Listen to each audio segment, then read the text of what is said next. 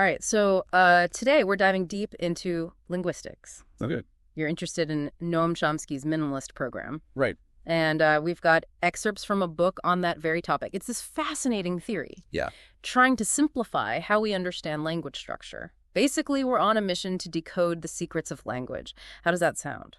It's a great goal.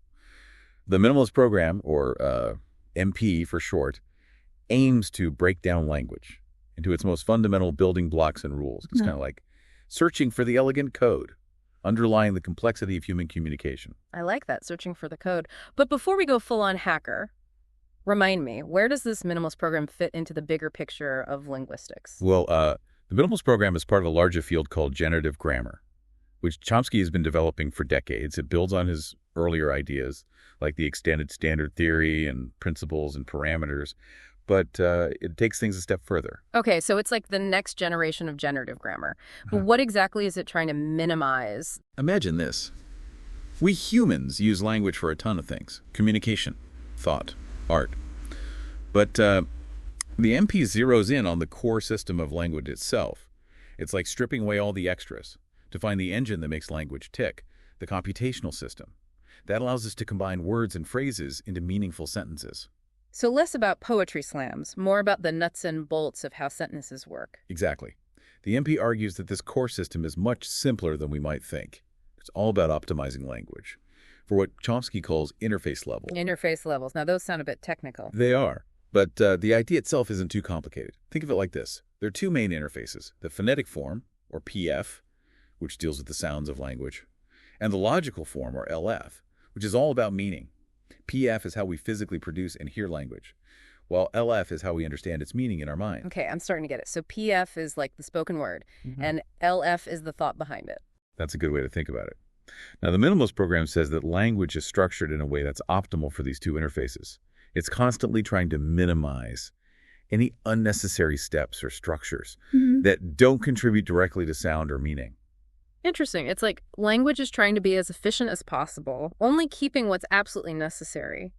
But how does that actually work? What are the tools and the rules of the game? Well, at the very foundation, we have the lexicon.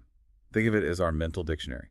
The lexicon contains all the words we know, along with their features. Features. So it's more than just a list of words. What kind of features are we talking about? Think of features as little pieces of information attached to each word. For example, if we take the word cat, it has the feature singular because it refers to just one cat. If we wanted to talk about multiple cats, we'd use the word cats, which has the feature plural.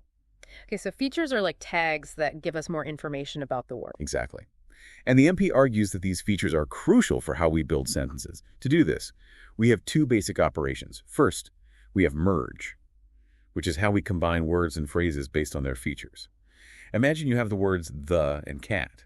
Merge combines them into the phrase the cat. It's like using building blocks to create larger structures. So merge is like the glue that holds sentences together. What's the second operation? The second operation is called move. As you might guess, move rearranges elements within a sentence to create different structures. So like how we can turn the statement, John saw Mary, into the question, who did John see? By moving words around. Precisely. And the MP argues that move is driven by something called feature checking. Ooh, feature checking. That sounds intriguing. Tell me more. Remember how each word comes with its own set of features? Well, to create grammatically correct sentences, those features need to be checked. They need to find a matching feature somewhere else in the sentence. It's like each feature is searching for its perfect match to make the sentence work. So is that where move comes in? Exactly. Sometimes a feature needs to move to a different position in the sentence to find its match. Think about that question, who did John see? The word who starts off closer to the verb see, but needs to move to the beginning of the sentence for its question feature to be checked. Huh. So it's like a little linguistic dance, moving things around until everything fits. That's a great way to put it. And this need for feature checking leads to some interesting consequences. For instance, the MP aims to eliminate a level of representation called G-structure, which was a key concept in earlier theories. Wait, hold on. Eliminating an entire level of representation, why would the Minimalist Program do that? Well, the idea is that if we can explain everything about sentence structure just through features, merge, and move, then we don't need this extra layer of complexity. It's all about simplifying things. So it's like spring cleaning for our mental grammar. You could say that.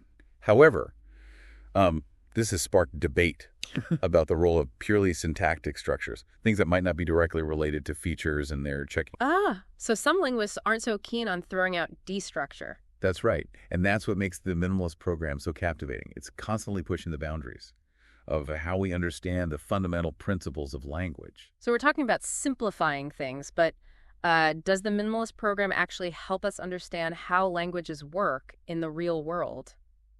It can't all be theory, right? You're absolutely right. It's not just theoretical.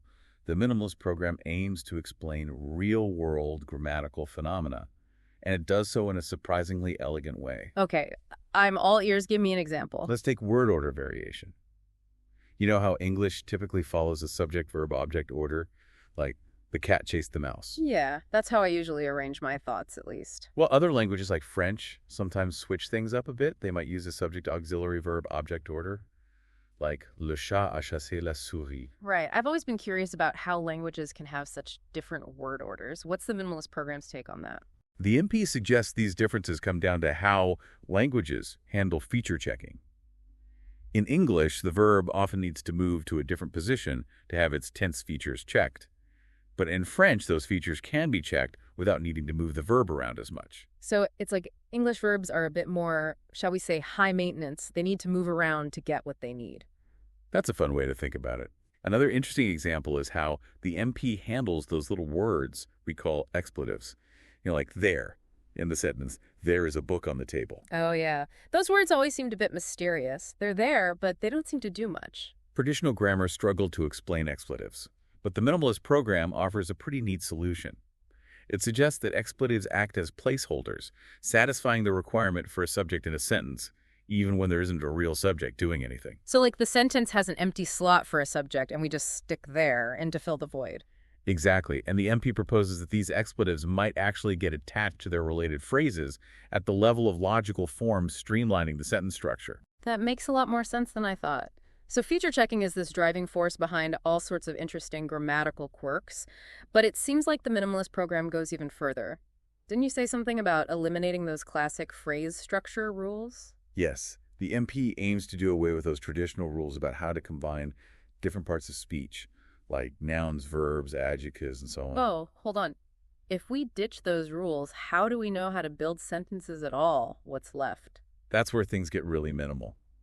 The MP proposes that we can build sentences solely through the interplay of features. Merge and move. Remember those features we talked about earlier? Yeah, those little tags attached to words, so they're doing a lot more work than I realize. That's right. The MP argues that those features, along with the operations merge and move, are all we need to build any sentence. No extra rule books needed. That's impressive. And there's another principle at work here called economy of derivation. Ooh, economy sounds right up the minimalist program's alley. What's that all about? It's about keeping things tidy. Essentially, the MP prefers simpler explanations and derivations over more complex ones. It's all about minimizing extra steps and structures.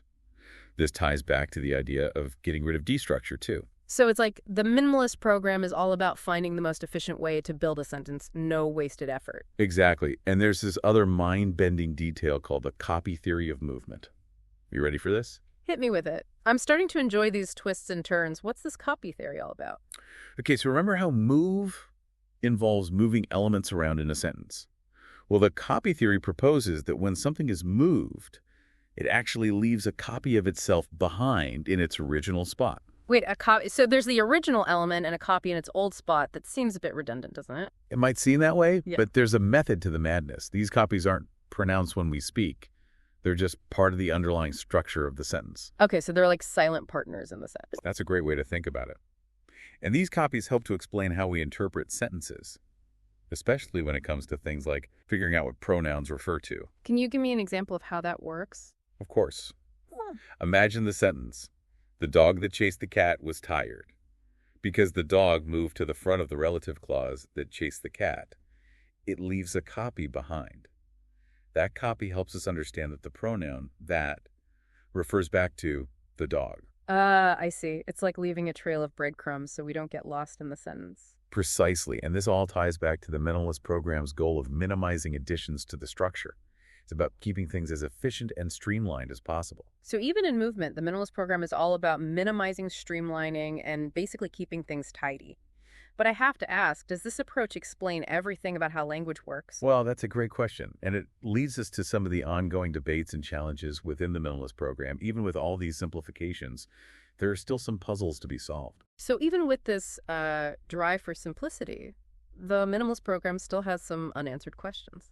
I guess that's how it is with any scientific theory, right? There's always more to discover. Exactly. We've really only just scratched the surface here. There are still some ongoing debates in areas where researchers are trying to refine the theory. For instance, one challenge lies in how the MP deals with certain complex constructions that don't quite fit the basic framework. Can you give me an example of one of those constructions? Well, some languages have constructions where a phrase seems to be in a grammatically illegal position, according to the MP's rules. The linguists are still working on how to explain these exceptions without sacrificing the elegance and simplicity of the overall theory. It's like language is this constantly evolving puzzle, and the Minimalist program is trying to solve it with the fewest pieces possible. It makes you realize just how complex and intricate language truly is. That's a great way to think about it. The MP is all about finding those core principles, those fundamental rules that underpin all human languages, despite their surface differences. But we've been focusing so much on the structure of sentences, the syntax. What about the role of meaning? How does that fit into the Minimalist program? That's a really important question, and it's something that linguists are still actively exploring. While the MP is primarily focused on syntax, how meaning or semantics is integrated into the model is still an open question. It seems like there's so much more to learn. What would you say is the biggest takeaway from all this? Why should someone who isn't a linguist care about the Minimalist program? Well, if we zoom out and look at the bigger picture, the Minimalist program helps us grasp something truly awe-inspiring, how our brains acquire and use language. Language is incredibly complex, yet we use it effortlessly every day. The MP is about understanding the elegant code that makes this all possible. Wow, that really puts things into perspective. It makes you appreciate the beauty and complexity that's hidden within everyday language thanks to this deep dive. I feel like I've taken the first steps on a fascinating journey into the world of linguistics. It's been my pleasure, and remember, there's always more to explore. We focused on syntax here, but the role of meaning and how it interacts with structure is a whole other avenue to think about. My mind is buzzing with all these new ideas. I'm definitely going to keep diving deeper into the world of linguistics.